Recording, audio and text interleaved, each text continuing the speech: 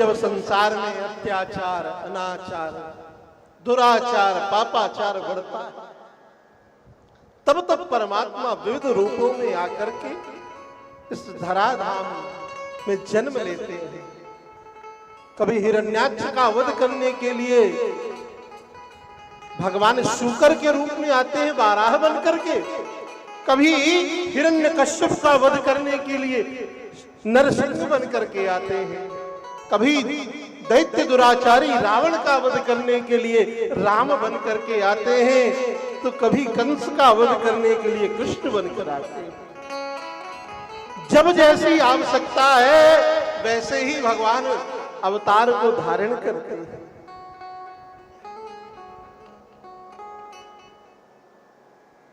ये तीसरा प्रश्न का समाधान। अब चौथा प्रश्न था कि भगवान के अवतार कितने? तो भागवत जी के आधार पर भगवान के 24 अवतार बताए गए। सनक सनंदन सनातन सनत कुमार, ये भगवान का प्रथम अवतार है। बाराह भगवान का अवतार, ये भगवान का द्वितीय अवतार है। संत नारद भी भगवान के ही अवतार, ये तीसरा अवतार है। नर नारायण, जो बद्रिकाश्रम क्षेत्र में हमें नर नारायण पर्वत का दर्शन होता है ना, साक्षात भगवान के ही अवतार है। कपिल भगवान का अवतार, जो देवहूति माता के पुत्र बनकर के आएंगे। दत्तात्रेय जी का अवतार, यज्ञ भगवान का अवतार। ऋषभदेव जी, ऋषभदेव जी जो जैन धर्म है ना, जैन धर्म के प्रथम तीर्थंकर हैं श्री ऋषभदेव जी। और ऋषभदेव जी देखो, जैन धर्म कोई अलग धर्म नहीं है, हिंदू सनातन धर्म के ही उपासना सिद्धांत का कट्टर स्वरूप जैन धर्म है। उनके बड़े नियम हैं, बड़े सिद्धांत हैं जैन धर्म में। श्री ऋषभदेव जी महाराज, श्री पृथु जी, जिन्होंने पृथ्वी को धारण किया, पृथु, आप लोग चरित्र सुनेंगे कल या परसों, कल सुनेंगे। मत्स्यावतार, राजा सत्यव्रत की प्रतिज्ञा को पूर्ण करने के लिए मछली बन गए भगवान। कच्छप अवतार, जब समुद्र मंथन प्रारंभ हुआ तो मंदराचल पर्वत को कौन धारण करे? तो कछुए के रूप में गोविंद ने कच्छप का रूप बनाया और मंदराचल पर्वत को धारण किया।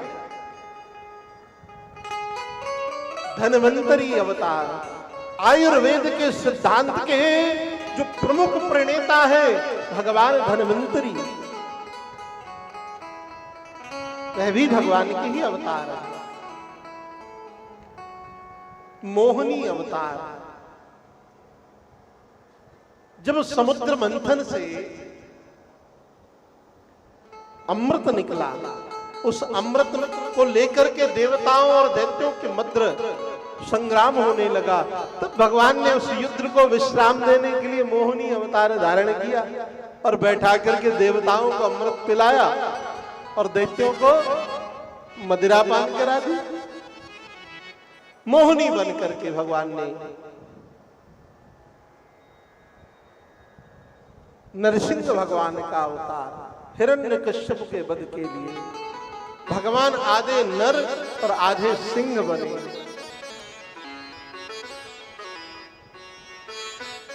बामन अवतार, बावन अंगुल के भगवान बन करके आए, राजा बलि का कल्याण करने के लिए। श्री परशुराम जी का अवतार, जमदग्नि ऋषि के पुत्र श्री परशुराम, और महर्षि वेदव्यास जी भी भगवान का ही अवतार है। 18वां भगवान प्रभु श्री राम का अवतार है। 19वां बलराम जी का अवतार, जो कृष्ण के बड़े भाई के रूप में पधारे हैं। 20वां गोविंद का अवतार और 21वां हरि अवतार, 22वां बुद्धावतार, 23वां हंसावतार और 24वां कल्कि अवतार, जो अभी हुआ नहीं है। तो इस प्रकार भागवत जी में कितने अवतारों की चर्चा आई? 24 अवतार। ये चौथे प्रश्न का समाधान। और पांचवा प्रश्न था कि वक्ता कौन सा श्रेष्ठ है। देखो, कथा की 3 शैली बताई गई है शास्त्रों में, व्यास शैली, नारद शैली और हनुमान शैली। वक्ता तो वही श्रेष्ठ होता है जो श्रोताओं को अपनी वाग्वाणी से, अपनी वाग्धारा से ऐसे भाव से समझा सके कि कठिन से कठिन विषय सरल करके उनके हृदय में स्थिर कर दे। वही वक्ता श्रेष्ठ।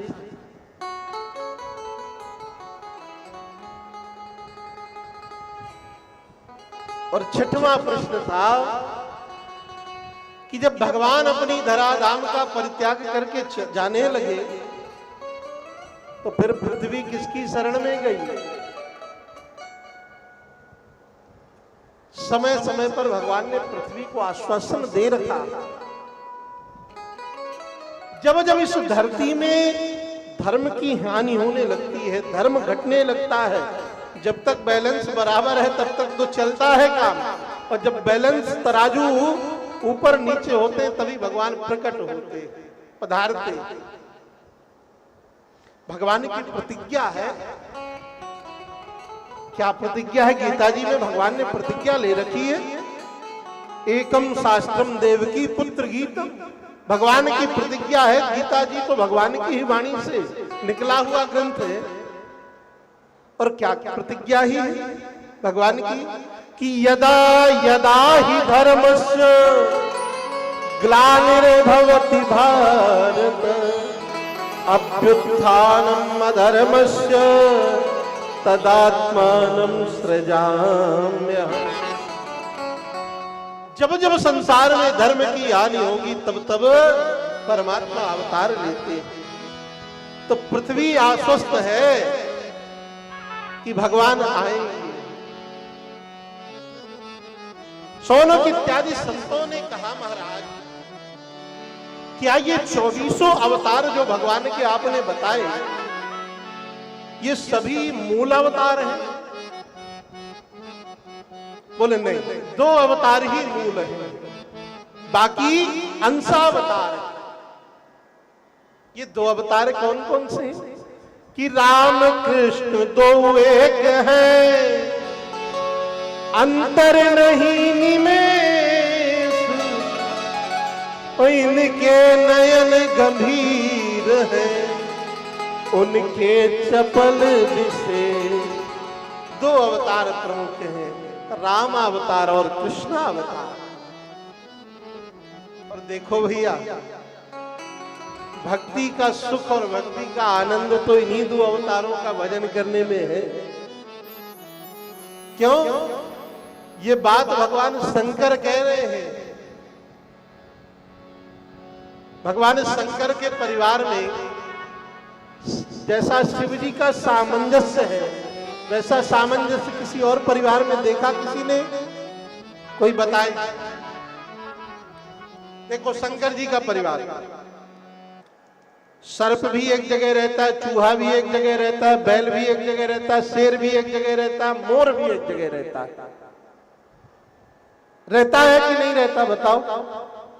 और ये एक दूसरे के परस्पर विरोधी हैं, पर कैलाश पर्वत पर ये सब मगन रहते हैं। अच्छा, कोई ऐसा देवता माता जी जिसके पत्नी की पूजा हो, चलो पत्नी की तो पूजा हो जाएगी, पुत्र की पूजा हो, पुत्र वधू की पूजा हो, पौत्रों की पूजा हो, कोई ऐसा है क्या? पर भगवान शंकर एक ऐसे देवता हैं। देखो, शंकर जी की हम सब पूजा करते हैं, तो साथ में अभी नवरात्रि आ जाएगी, क्या धूमधाम से माता जी की पूजा करेंगे हम लोग। तो माता जी साक्षात भगवती पार्वती ही तो अम्बा गौरी है, तो माता जी की भी पूजा करते हैं। अच्छा, माता जी के 2 पुत्र हैं शंकर जी के, गणेश जी और कार्तिकेय जी।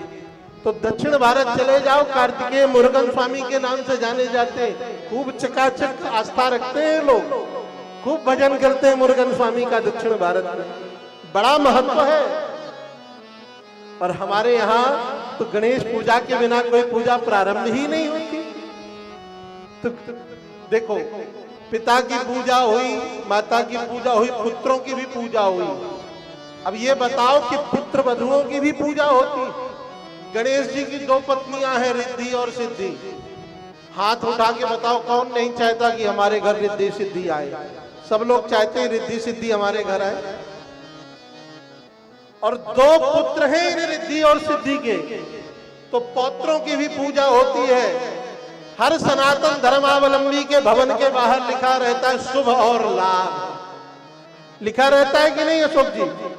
लिखा रहता है। क्यों ऐसा सामंजस्य, ऐसा समन्वय शंकर जी के यहाँ क्यों है? जानते हो क्यों है? क्योंकि शंकर जी के यहाँ नित्य सत्संग होता है। भगवान शिव कैलाश पर्वत पर नित्य कथा सुनाते हैं और मां पार्वती प्रधान श्रोता बनके निरंतर भगवान की कथा सुनती हैं। और दूसरा कारण, कथा के अतिरिक्त भगवान शिव और शिव जी का परिवार भगवान राम का भजन करता है। मानस में गोस्वामी जी कहते हैं कि तुम पुनि राम राम दिन राती सादर जपहि अनंत कराती। तुम पुनि राम राम दिन राती सादर जपहि अनंत कराती।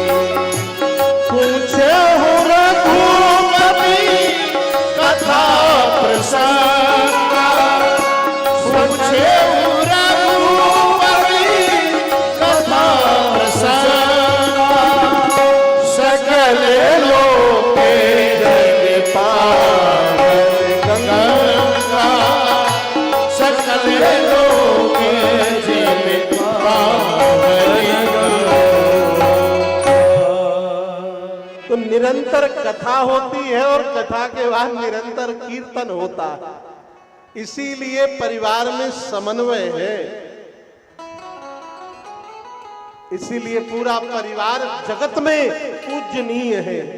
तो माई बाप जिस घर में निरंतर भगवान का नाम का संकीर्तन, और घर का कोई बड़ा बुजुर्ग 1 घंटे रामचरितमानस का पाठ करके उसका हिंदी अर्थ सुनाए, तो मेरी व्यासपीठ गर्जना के साथ ये बात कहती है, उस घर में अपने आप समन्वय स्थापित हो जाएगा।